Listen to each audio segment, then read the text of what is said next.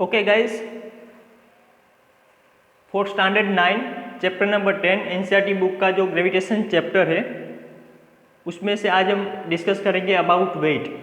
Okay, तो in the previous video जो हमने डिस्कस किया था एक्सीलरेशन, दैट मीन्स कि स्मॉल जी, अर्थ की ग्रेविटी की वजह से जो एक्सीलरेशन होता था वो, फिर उससे पहले हमने डिस्कस किया था कि यूनिवर्स के अंदर जो कोई भी दो ऑब्जेक्ट होते हैं उन दो ऑब्जेक्ट के बीच में जो मास ऑक्यूपाई करता है उन दोनों के बीच में कुछ फोर्स लगता है, राइट।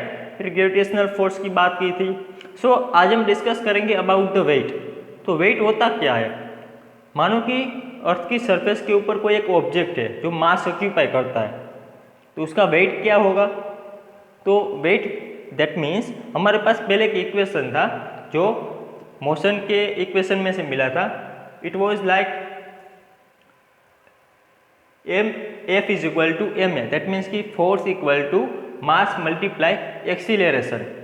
सो यहाँ पर अगर हम अर्थ की बात करें तो अर्थ की ग्रेविटी की वजह से जो फोर्स लगता है, तो यहाँ पे अर्थ की ग्रेविटी में एक्सीलरेशन की वैल्यू आएगी जी की वैल्यू, राइट। दैट मीन्स की F is equal to M G, G means gravitational acceleration, right. अब यहाँ पर जो फोर्स लगता है अर्थ की ग्रेविटी की वजह से मास के ऊपर, दैट मीन्स की ऑब्जेक्ट के ऊपर जो फोर्स लगता है उसको बोलते हैं weight of that object, right. तो यहाँ पर F की वैल्यू हो जाएगी W, दैट मीन्स की W is equal to M G. So हमारा next equation will be like this, W equal to M G. So guys यहाँ पे W का, दैट मीन्स की वेट का यूनिट क्या होगा? तो same unit will be like force, क्योंकि हमने तो फोर्स की जगह से रिप्लेस किया है वेट को, right.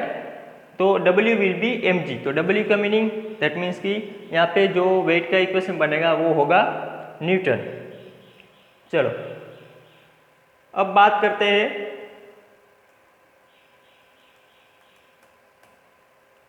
Weight of object on the moon.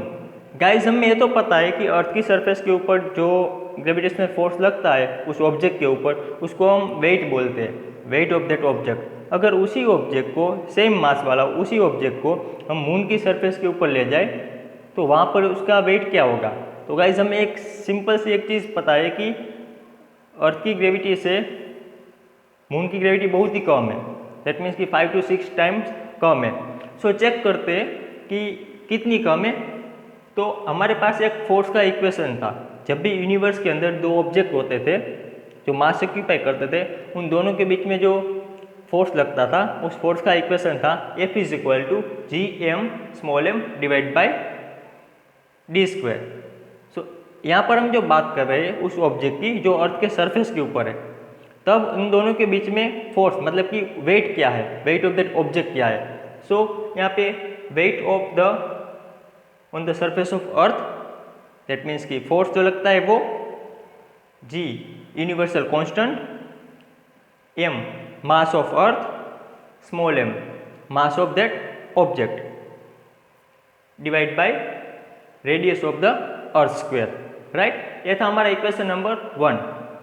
अब उसी ऑब्जेक्ट को हम मून पे ले जा रहे हैं, तब मून और अर्थ के बीच में, मून और इस ऑब्जेक्ट के बीच में जो फोर्स लगता है वो क्या होगा?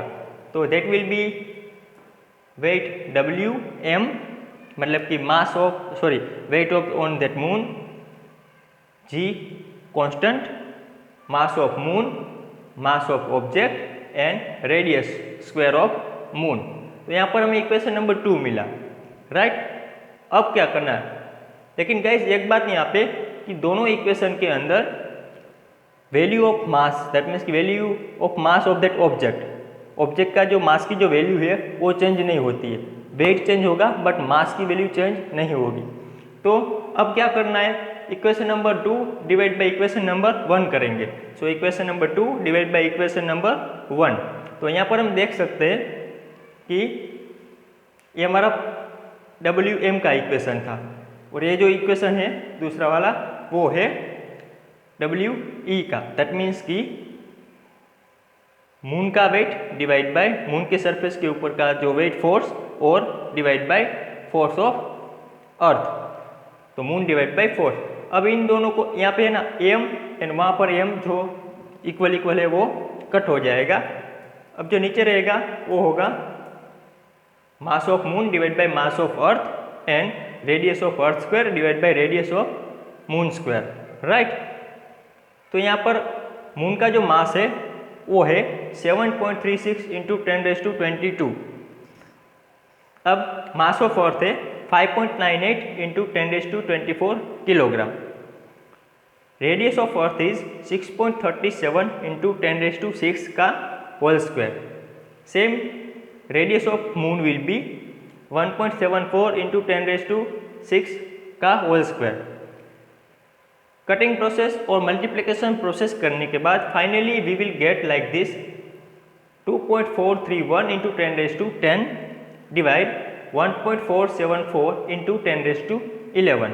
दैट मीन्स कि अगर आप इसकी कटिंग प्रोसेस करेंगे, डिवाइड करेंगे, तो फाइनली यू विल गेट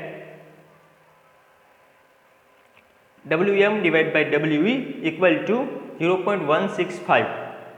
अगर इसको हम फ्रैक्शन में ले तो 1/6। दैट मीन्स कि weight of the object on the surface of moon divide weight of the object on the surface of earth equal to 1/6। इसका मीनिंग ये होता है कि weight of the object on the moon equal to 1/6 multiply its weight on the earth. That means कि इसका meaning ये कि अर्थ की सरफेस के ऊपर जो ऑब्जेक्ट का जो वेट होता है उसी ऑब्जेक्ट का वेट मून की सरफेस के ऊपर 6 गुना कम हो जाता है, राइट। दैट मीन्स कि अगर आप यहाँ पर अर्थ की सरफेस के ऊपर जंप करते हो तो अगर आपकी हाइट 1 फीट अप होती है तो मून की सरफेस के ऊपर 6 फीट अप होगी। Clear guys? Hope you understand well about the weight on the surface of earth and moon. Okay guys, thank you, have a nice day.